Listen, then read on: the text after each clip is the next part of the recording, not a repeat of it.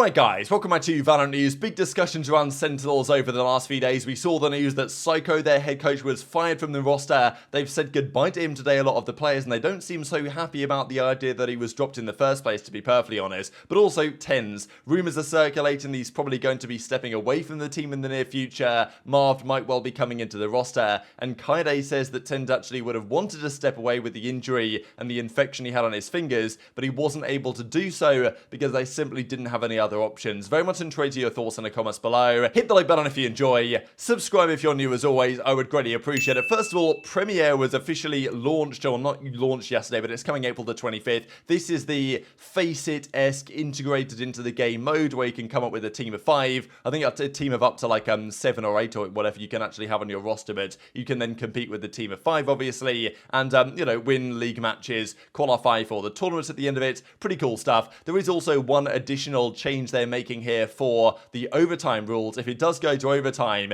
there is going to be a sudden death actually, where you play win by 2, but you know, obviously if the first 2 sets of overtimes are drawn, then you play one final round of sudden death, and the sudden death side choice is whatever the team with overtime priority chose during overtime starting side choice phase. And the team with overtime priority is of course the first team to reach 12 rounds, and that's how the game will go as a result. Pretty interesting stuff. Also, quick thing to mention here, Loud versus Furia last night, a big game in the Americas League, just to determine really who might well be the best team in the Americas right now, and as expected, Loud got the job done here. I mean, pretty incredible stuff actually, their record against other Brazilian teams. 15-0 against other Brazilian teams, a 34-2 map record. I don't exactly know what it is for Loud against teams of their own region, but they absolutely destroy them every single time, and it was the same story yesterday. Furia looked super good the other day, but they just came up against the final boss of Brazilian VALORANT in Loud, and I mean, yes, split 13-9, not even close really, and then 13-4 on Icebox. It was a demolition job, so super impressive from Loud. They've proved that like they are the team to beat here in the Americas, no doubt about it, and Furia, despite looking very good, weren't a match for Loud in the series they played yesterday. Also a development on the disguised side. We saw the other day that Dephh was released from the roster. We wondered who's going to come in place of him. We heard 2 names really over the last few days, one of which was Thryfo, formerly of the NRG side, and the other one was Nerve, and Nerve is the man they're bringing into their roster. Please welcome Nerve as the final player of our VALORANT roster. Pretty funny, right, that you know, the images that, I mean, it's an incredibly detailed image here that Disguised Toast himself has come up with, but the quality is actually improved now. You can see how detailed these lines are compared to before. He was training for Cloud9 but got rejected, which made him the perfect choice for our strategy of picking up players Cloud9 didn't want. And we can even look at their header here and see that, well, I'll just put this on the big screen, I suppose. These are the older players, and the newer players are designed with a little bit of a high quality, so pretty funny stuff to be honest. But you know, Disguise at it again, and as Nerve says, join Disguise, blessed to share the server. Player that I'm not particularly familiar with, was on Sonics for some time, looked up some of his numbers, definitely rated as a very promising player in the role that he's being brought in to do. Been very good on the killjoy, good on the breaches of late, can run a lot of different things, and was a crucial part of Sonic's success when they were pretty decent at the time. Most people seem to think he's going to be a good pickup for this roster, an exciting prospect for sure, been on the 99 strength team as of recently, but yeah, of course now he's going to be joining Disguise and taking that to the next level. Also just wanted to mention, speaking of Disguise, that Sayso here from 100 Thieves, senior designer, came up with a bit of a rebrand for Disguise. I mean, it's the same branding, but it's just a little bit cleaner, and I really like this actually, what he's come up with here. For example, just the logo itself, the DSG logo, which is the same as it currently is, but just cleaning up the lines of Microsoft Paint to make it look really clean. It maintains the brand identity and the feeling of it, but I just think it looks super clean. So maybe, you know, Disguise Toast himself will have a word with Sayso, and they'll try and figure something out in the near future. Let's talk the Sentinel situation then, because man, this has been crazy what's happened in North American VALORANT so far this season. Rob Moore, we saw just yesterday, decided overnight there must have been some sort of argument here with Hiko and Rob Moore. Maybe Rob Moore was like, look, Hiko, what's going on with this team? Why are we losing? And Hiko gave him an answer that he didn't like, and he was like, look, you're out the door. Kaplan's coming in. Kaplan highly rated, obviously. He was their assistant coach. He worked with Ghost for some time, had some good success over there. So, you know, Kaplan is highly rated, probably will do a good job as the head coach. But yeah, getting rid of Hiko, man, given how highly rated and how well liked he seems to be and well respected in the community, is quite the change still to contemplate. And there was obviously a bit of a joke here between ShahZaM and Stella when he was like, yeah, force this guy out myself type thing. And ShahZaM, maybe he does need to come back to 100 Thieves, but Sean was like, damn, can't believe Sentinels actually did this to their coach. And obviously Stella's just joking around in this right before you guys maybe try and take it a little bit too seriously. but Psycho does officially confirm that from his side as well this is the case. I'm no longer head coach of Sentinels. I'm now an unrestricted free agent seeking coach, GM or other management positions in esports. Huge thanks to my teammates, of course, Dephh, Drew Spark, right, who's still over there, zyppan, my Brazilian fella, Sassy Pancada, #1 crab champion TenZ, whose positive attitude and humour constantly brightened my day. It was an honour and a pleasure working with each one of you. I am saddened that I was not able to see this project to fruition, but I believe I laid a solid foundation for the team to continue developing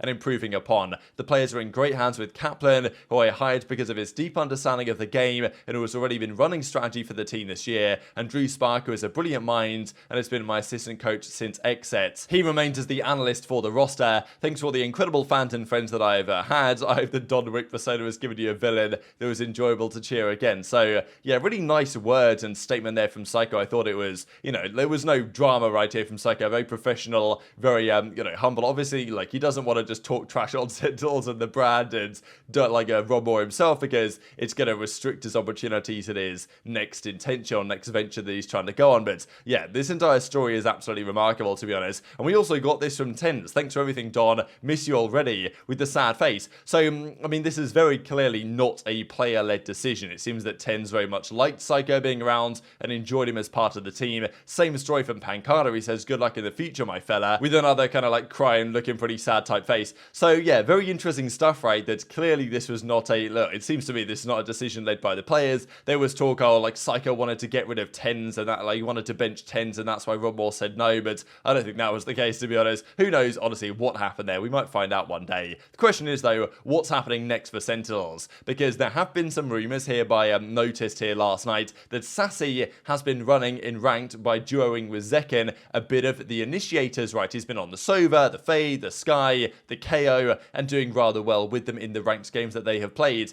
So this is the question, right? We know that that team, that Sentinels roster, the roles were a little bit strange. The duelist they had, it was a bit of a question mark whether it was going to work. It didn't really super work, to be honest. And now it seems Sassy might be playing on the initiators, which raises the question as to whether another player could be stepping in as the controller for the team, and that player might be Marved. So this is the thing with Sentinels right now, as to whether they're going to make an additional change and they might potentially swap the roles around again. Now, we know we have talked about the possibility of minus Dephh plus Marved, and I mean, look, there were thoughts about, okay, whether Psycho, because he's good friends with Dephh, didn't want to drop Dephh from the team and therefore he got fired. I don't really buy that either. People have been speculating everything. But speaking of TenZ, right, because this is the more likely possibility right now, is that TenZ is going to step away and that Marved is going to come in. Now, as cNed says yesterday, I thought a really heartbreaking tweet in many ways, especially the second one. Please be understanding, Titan had to play. I'm sure if he had the choice, he would have sat out from the game. He played with a joint infection and he just tested positive with COVID this morning again. He's only human. And I know that I'm going to get attacked in the comments for this tweet. I don't care. I just feel constantly hopeless for the situation that I'm in, and if I could, I would have hid the fact that I had cancer from everyone as well as himself, so he could continue to focus fully, which is, yeah, really tough, the situation that both of them are in right now. But it's understandable that TenZ, for multiple reasons, for, just testing positive with COVID, again, for the millionth time probably for TenZ, having the joint infection in his left finger, and dealing with his fiance's leukemia diagnosis a few weeks ago now that Kaede is battling with, is really difficult for both Kaede and TenZ, of course, himself. And to continue playing and to continue focusing at the very high level that he needs to be at, to play at this level consistently, especially with all the pressure of being TenZ and having all the fans and being one of, if not the best players for a time in the past, and not exactly being able to replicate that at the moment, it must be super difficult. And for multiple reasons, you could totally understand why TenZ, after having that infection, wanted to step away. The joint infection he's got in his left finger right now, which is hopefully improving, but I don't really know. She says that he would have wanted to sit out, but he simply couldn't because Marved didn't have his visa in time and therefore wasn't there, and they literally had no choice because they can only play with that 6-man roster. His other choice would have been to forfeit, I think. If they couldn't field Marved, they would have just had to forfeit because that's the way the rules are, unless there was a true emergency substitute,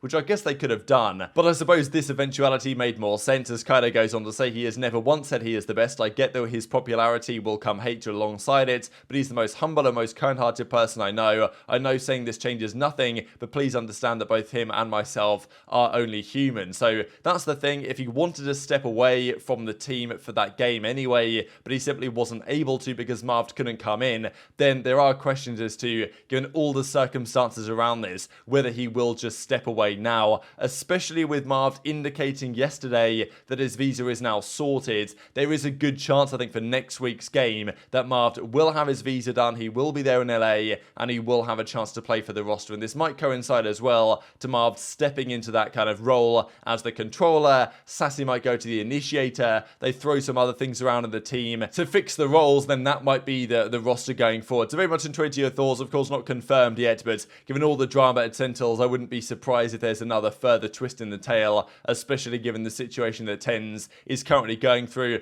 Just to close out the video, I wanted to mention for you guys the Bag of Door award that is currently going on between Cryo, FNS, Sassy, and Rosera. Now, FNS, or Finesse as he's now going by again, is winning this one. I voted for him after the performance. The Bag of Door is basically like the catfish is known in the Brazilian scene as kind of like just a bad performing player type thing. There's multiple reasons for this. It's a joke on the Ballon d'Or in football, if you guys aren't familiar with that. I thought it was remarkable, though, how many votes Sassy had, because I know that there was a lot of talk about, oh, Sassy, like when he joined Sentinels, he was a traitor to the Brazilian scene, given the drama that Sentinels had against the Brazilian scene. But I thought, okay, maybe only like, 20% of Brazilian fans, 15-20% are going to feel that way, and most will probably continue to support him as a Brazilian player. But it turns out that not really, because Sassy, I thought, was pretty decent in that series that Sentinels played against Leviathan. Okay, like he was pretty good on the split that they lost, but I mean, still, he's getting almost the same votes as FNS here, which is actually pretty mega to think about, right? That Sassy, from the Brazilian kind of voters, a lot of this awards is getting, as a Brazilian player, voted as the worst player of the week to quite a significant extent. But very much intrigued to your thoughts on all this stuff in the comment section below. Hit the like button if you enjoyed, subscribe if you're new, take care, and I'll see you next time.